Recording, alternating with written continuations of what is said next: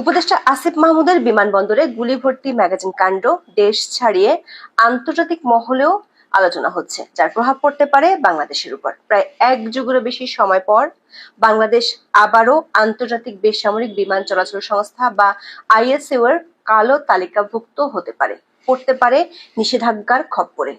বাংলাদেশ বেসামরিক বিমান চলাচল কর্তৃপক্ষ বা বেবিচকের পক্ষ থেকে সরকার উচ্চ মহলে এমন আশঙ্কার কথা জানানো হয়েছে। অভিযোগ জানানো হয়েছে উপদেষ্টা আসিফ মাহমুদের নামে তার সফর সঙ্গীদের নিয়ম ভেঙে ভিআইপি লাউঞ্জ ব্যবহারের মতলব চলছে বেশ অনেকদিন ধরে। উপদেষ্টা আসিফের এমন আচরণে বিপদে পড়েছেন খোদ অন্তর্বর্তী সরকার প্রধান উপদেষ্টা অধ্যাপক মোহাম্মদ ইউনূস। তার দপ্তর থেকে আসিফ মাহমুদের অস্ত্রের লাইসেন্সের কাগজপত্র তলব করা হয়েছে। সেখানে বেরিয়ে এসেছে একটি নয়, দুটি অস্ত্রের লাইসেন্স আছে তার নামে। এদিকে উপদেষ্টা আসিফ উদরপিণ্ডি বুদর ঘাড়ে চাপানোর মতো নিজের দোষ স্বীকার করার বদলে বিমানবন্দরের সিসিটিভি ফুটেজ লিককারীদের তথ্য সন্ত্রাসী বলে দোষারোপ করেছেন। বিস্তারিত জানতে চলুন যাওয়া যাক বিশ্লেষণে।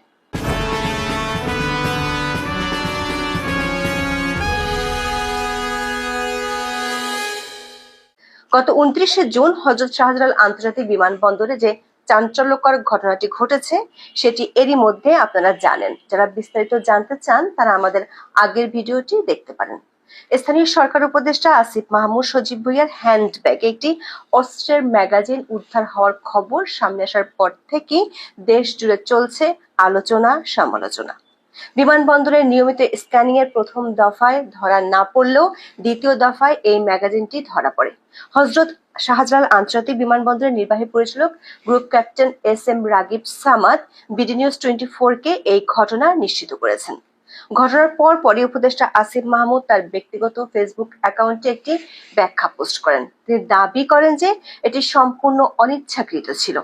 প্রথমে এই খবর দু-একটি অনলাইন পোর্টালে প্রকাশিত হয়, তবে চাপ প্রয়োগ করে সেসব খবর প্রত্যাহারের অভিযোগ আসে। পরে বিমানবন্দরের ভিডিও ফুটেজ সামাজিক যোগাযোগ মাধ্যমে ছড়িয়ে পড়ে। এরপর ঘটনাটি দেশ ও দেশের বাইরের গণমাধ্যমগুলোতে ব্যাপক গুরুত্ব দিয়ে প্রকাশিত হয়। স্বাভাবিকভাবে বিষয়টি নিয়ে সরকারের উচ্চ মহলে আলোচনা হয়েছে। খবর হলো প্রধান উপদেষ্টা অধ্যাপক মোহাম্মদ ইউনূস, যিনি এতদিন উপদেষ্টা আসিফ মাহমুদকে নানা ইস্যুতে সমর্থন দিয়ে আসছিলেন, তিনিও এই ঘটনায় বেজায় বিপদে পড়েছেন। সিএর দপ্তরের সূত্রগুলো বলছে উপদেষ্টা আসিফ মাহমুদের কেন অস্ত্র ব্যবহার করতে হবে সেই প্রশ্নটি তিনি তুলেছেন। সে অস্ত্রের ম্যাগাজিন কেন বিমানবন্দরে নিয়ে যেতে হবে? সংশ্লিষ্ট সূত্রগুলো বলছে 200 টাকার কম্বল বিতরণে হেলিকপ্টার ভাড়া করে সরকারের লাখ লাখ টাকা খরচ করা, নিজের বাবার নামে ঠিকাদারি লাইসেন্স, 2 এপিএস এর শত শত কোটি টাকার দুর্নীতির অভিযোগের প্রমাণ পাওয়া সত্ত্বেও নিয়োগকর্তা হিসেবে উপদেষ্টা আসিফ মাহমুদকে কখনোই প্রশ্নের মুখে ফেলেননি অধ্যাপক ইউনূস। এমনকি বিএনপি নেতা ইশরাক হোসেন ইস্যুতে চিফ অ্যাডভাইজার আসিফ মাহমুদের পক্ষ নিয়েছিলেন, যে কারণে বিএনপি নগর ভবন অবরুদ্ধ করে রাখা থেকে সরে আসতে বাধ্য হয়। কিন্তু বিমানবন্দরে 29শে জুন যে ঘটনাটি ঘটলো তা নিয়ে এবার অধ্যাপক ইউনূস পুরো দেশেরই বিপদ দেখতে পাচ্ছেন। আসিফ মাহমুদের ম্যাগাজিন কাণ্ডে আন্তর্জাতিকভাবে বাংলাদেশ কালো তালিকাভুক্ত হওয়ার আশঙ্কা দেখা দিয়েছে। এমন আশঙ্কার কথা প্রধান উপদেষ্টার দপ্তরকে জানিয়েও দিয়েছে বাংলাদেশ বেসামরিক বিমান চলাচল কর্তৃপক্ষ বা বেবিচক। বেবিচকের বেশ কয়েকজন কর্মকর্তা বলছেন, আসিফ মাহমুদের ঘটনাটি কেবল একটি অভ্যন্তরীণ বিষয় নয়, এটি আন্তর্জাতিক বেসামরিক বিমান চলাচল সংস্থা বা আইসিএও এর কঠোর নিয়মাবলীর প্রয়োগ নিয়েও গুরুতর প্রশ্ন তুলেছে। আইসিএও সারা বিশ্বের বেসামরিক বিমান চলাচলের নিরাপত্তা নিশ্চিত করে থাকে। সংস্থাটির নিয়ম যারা অনুসরণ করে না সেই দেশগুলোকে সংস্থাটি কালো তালিকাভুক্ত করে। বাংলাদেশ আগেও কালো তালিকাভুক্ত হয়েছিল। কর্মকর্তারা বলছেন, এবারের ঘটনা দেশের বিমানবন্দরের নিরাপত্তা এবং ভিআইপিদের প্রোটোকল ব্যবহারের ক্ষেত্রে নতুন করে প্রশ্ন তৈরি করেছে। আইসিওর NX-17 অনুযায়ী আগ্নেয়াস্ত্র, গোলাবারুদ এবং অস্ত্রের যন্ত্রাংশ যেমন magazine, clip, bolt, firing pin এগুলো বিপজ্জনক সামগ্রী হিসেবে বিবেচিত হয়। এই ধরনের সামগ্রী বিমানবন্দরের সিকিউরিটি রেস্ট্রিক্টেড এরিয়া বা SRA কিংবা বিমানের কেবিন বা হোল্ডে কঠোর পরিবহন নিয়মাবলী পূরণ না করে প্রবেশ করানো সম্পূর্ণ নিষিদ্ধ। বাংলাদেশের বেসামরিক বিমান চলাচল কর্তৃপক্ষ বা বেবিচকও একই নিয়ম মেনে চলে। আগ্নেয়াস্ত্রের যন্ত্রাংশ যেমন ম্যাগাজিন কেবিন ব্যাগে নিষিদ্ধ, তবে এগুলো চেকড ব্যাগেজে বহন করা যেতে পারে যদি তা আনলোড করা হয়, এয়ারলাইন্সের কাছে জানানো হয় এবং একটি শক্ত তালাবদ্ধ কন্টেনারে সুরক্ষিত থাকে। গোলাবারুদও অবশ্যই ঘোষণা করতে হবে এবং বিশেষভাবে ডিজাইন করা বাক্সে প্যাক করতে হবে, লুজ রাখা যাবে না। বেবিচকের সাবেক একজন কর্মকর্তা নাম প্রকাশ না করার শর্তে বলেছেন, উপদেষ্টার ব্যাগে ম্যাগাজিন পাওয়ার ঘটনাটি আইসিএও এবং বেবিচকের কঠোর নিয়মের সরাসরি লঙ্ঘন। এই ঘটনাটি আন্তর্জাতিক বিমান চলাচল নিরাপত্তা প্রটোকলের প্রতি বাংলাদেশের প্রতিশ্রুতির উপর প্রশ্ন তৈরি করে। এভিয়েশন বিশেষজ্ঞদের আশঙ্কা, এই ঘটনায় আইসিএও এর নিষেধাজ্ঞার কবলে পড়তে পারে বাংলাদেশ। আইসিএও এর 193টি সদস্য রাষ্ট্র আছে। সংস্থাটি নিয়মিতভাবে এসব সদস্য রাষ্ট্রের নিরাপত্তা ব্যবস্থা নিরীক্ষা করে ইউনিভার্সাল সিকিউরিটি অডিট প্রোগ্রাম বা ইউএসএপি এর মাধ্যমে, যার উদ্দেশ্য হলো NX 70 এর মানদণ্ড বাস্তবায়নের অবস্থা নির্ধারণ করা।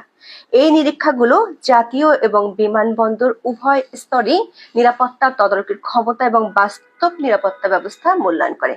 আইসিএও নিরীক্ষায় নিরাপত্তা চেকপয়েন্ট স্ক্রিনিং প্রক্রিয়া ঘাটতি এবং নিষিদ্ধ সামগ্রী বা আইইটির আবিষ্কার একটি গুরুতর উদ্বেগের বিষয় হিসেবে বিবেচিত হয়, যেটি উপদেষ্টা আসিফের ক্ষেত্রে ঘটেছে।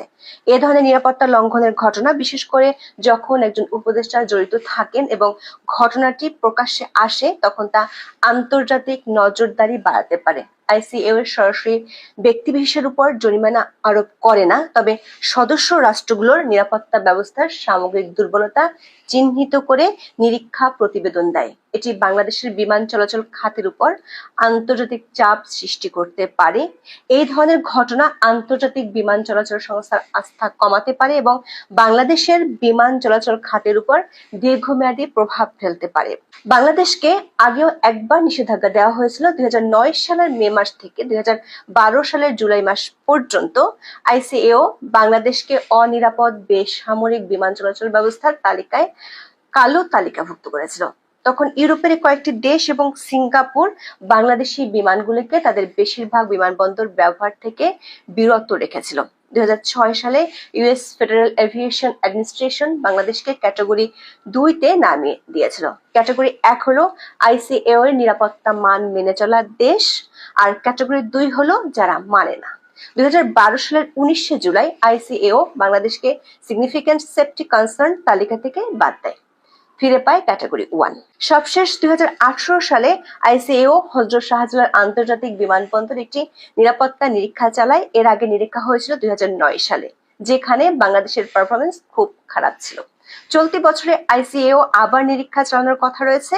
তার আগে উপদেষ্টা আসিফের ঘটনাটি বাংলাদেশের বিমানবন্দরের নিরাপত্তার যথেষ্ট অসংবেদনশীলতার পরিচয় দেয়, কারণ 2016 সাল থেকে ঢাকা বিমানবন্দরে এমন বেশ কয়েকটি ঘটনা ঘটতে দেখা গেছে।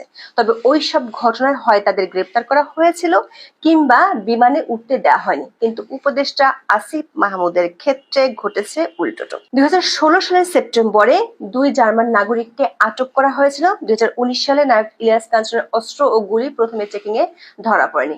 একই বছরের মার্চে আওয়ামী লীগের 2 জন নেতা ও একজন বড় ব্যবসায়ীকে ঘোষণা ছাড়া অস্ত্র নিয়ে বিমানবন্দরে ঢোকায় গ্রেপ্তার করা হয়েছিল, কিন্তু উপদেষ্টা আসিফের ঘটনার পর সরকারের তরফ থেকে আনুষ্ঠানিক নীরবতা, কোনো তদন্ত কমিটির ঘোষণা না আসা সরকারের জবাবদিহিতার অভাবকে নির্দেশ করে। ঘটনাটিকে ধামাচাপা দেওয়ার বা এর গুরুত্ব কমিয়ে দেখানোর চেষ্টা চলছে, যেটি আন্তর্জাতিক মহলে ঢাকা বিমানবন্দরের নিরাপত্তা নিয়ে ভুল বার্তা দিবে। আইসিএও এ ধরনের অ্যাক্ট অব ওমিশনকে ভালোভাবে নেয় না। এই ঘটনার পর বেবিচকের পক্ষ থেকে সরকার উচ্চ পর্যায়ে উপদেষ্টা আসিফ মাহমুদের বিরুদ্ধে আরো একটি গুরুতর অভিযোগ করা হয়েছে।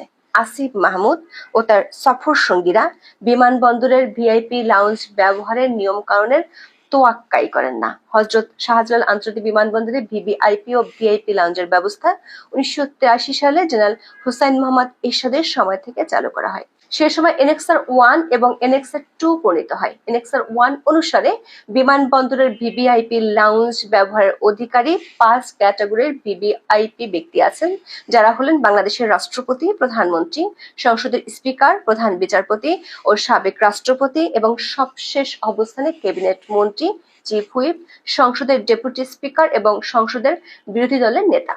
আবার ভিআইপি লাউঞ্জ ব্যবহারের ক্ষেত্রে 17টি পদের তালিকা আছে, যার সবশেষটি হলো যুগ্ম সচিব পদমর্যাদার। ভিআইপিদের জন্য আলাদা গেট ও লাউঞ্জ সুবিধা থাকলেও বিমানবন্দরের নিরাপত্তার স্বার্থে সবাইকে সমান তল্লাশির মধ্য দিয়ে যেতে হয়। বেবি চকের পক্ষ থেকে ডক্টর ইউনূসের দপ্তরকে জানানো হয়েছে, উপদেষ্টা আসিফ মাহমুদের সাথে থাকা সফর সঙ্গীরা ভিআইপি লাউঞ্জের নিয়ম মানেন না। সহকারী সচিবও নন কিংবা তার বন্ধু যারা বেসামরিক সাধারণ যাত্রী, তারাও উপদেষ্টার সাথে ভিআইপি লাউঞ্জ ব্যবহার করেন এবং তল্লাশি প্রক্রিয়ার নিয়ম মানতে চান না। দর্শক, উপদেষ্টা আসিফ মাহমুদের অস্ত্রের লাইসেন্স পাওয়া নিয়ে সামাজিক মাধ্যমে অনেক বিতর্ক তৈরি হয়েছে। এমন বিতর্কের পর প্রধান উপদেষ্টার দপ্তর থেকে এই সংক্রান্ত কাগজপত্র চাওয়া হয়েছে। কুমিল্লা জেলা প্রশাসন থেকে জানানো হয়েছে, উপদেষ্টা আসিফের নামে 2টি অস্ত্রের লাইসেন্স দেওয়া হয়েছে, একটি শর্টগান আর একটি পিস্তলের লাইসেন্স। উপদেষ্টা আসিফ নিরাপত্তার স্বার্থে অস্ত্র বহন করেন বলে যে যুক্তি দিয়েছেন সেটি নিয়েও বিতর্ক তৈরি হয়েছে, কারণ উপদেষ্টা হিসেবে তার সরকারি গানম্যান আছে, অথচ জুলাই আন্দোলনে তার মতো অনেকই ভূমিকা রেখেছে যারা বয়সের কারণে অস্ত্রের লাইসেন্সের আবেদন করতে পারবে না। তারা তো নিরাপত্তা হুমকিতে আছে বলে মনে করছেন না, আসিফ কি এমন করছেন যাতে তিনি নিরাপত্তার হুমকি দেখছেন। এদিকে উপদেষ্টা আসিফ মাহমুদ 30শে জুন নিজের ফেসবুকে নতুন একটি পোস্ট দিয়েছেন। সেখানে তিনি নিজের দোষ স্বীকার করার বদলে উল্টো যারা সিসিটিভি ফুটেজ লিক করেছেন তাদের উপর দোষ দিয়েছেন। তিনি লিখেছেন, গতকালকের ঘটনায় এটা বুঝতে পারলাম যে পিস্তল কেন, মিসাইল সাথে রাখলেও আমি আপনি কেউই নিরাপদ নই। যেভাবে মুহূর্তের মধ্যেই দেশের প্রধান ইন্টারন্যাশনাল এয়ারপোর্টের সিসিটিভি ফুটেজ এজেন্সির মাধ্যমে বিদেশে অবস্থানরত কারো হাতে পৌঁছে গেল, তা রীতিমতো ভয়ঙ্কর। এরা চাইলে যে কোনো দেশি বা বিদেশি সন্ত্রাসী গোষ্ঠী, গুপ্ত হত্যাকারী কিংবা বিদেশি গোয়েন্দা সংস্থার কাছে আমাদের real time location, schedule, sensitive information সহ অর্থ কিংবা স্বার্থের বিনিময়ে যে কোনো কিছু পাচার করে দিতে পারে। দর্শক, সিসিটিভি ফুটেজটি লিক করেন আল জাজিরার অনুসন্ধানী সাংবাদিক জুলকারনাইন সায়ের। জনাব সায়ের নাম উল্লেখ না করে আসিফ মাহমুদ লিখেছেন, এই তথ্য সন্ত্রাসীদের শাস্তি বাকি। দুর্ভাগ্যজনকভাবে গণ অভ্যুত্থানের কিছু তথাকথিত অংশীজন এবং হাসিনা পুত্রের বক্তব্যে এখন আর কোনো পার্থক্য থাকছে না। এই পোস্টের পর জনাব সায়েরও পাল্টা পোস্ট দিয়ে এক হাত নিয়েছেন। তিনি লিখেছেন, তুমি বরং আপাতত ইয়ানুপসি করো, যা যা করেছো সেসব তো আর সিসিটিভির কভারেজের মধ্যে করনি। সেসব যখন প্রকাশ পাবে তখন কি বলবা সেই স্ক্রিপ্ট রেডি করো। আর আমাকে যারা তথ্য দেয় তারা এদেশের শ্রেষ্ঠ সন্তান, বাটপার কিসেমের না যে ক্ষমতার আজ পেয়ে নিজের বাপের নামে ঠিকাদারির লাইসেন্স নেয়, আর ধরা খাইলে বলে আমি তো জানতাম না। এখন এ পর্যন্ত, সবাই ভালো থাকুন, সুস্থ থাকুন।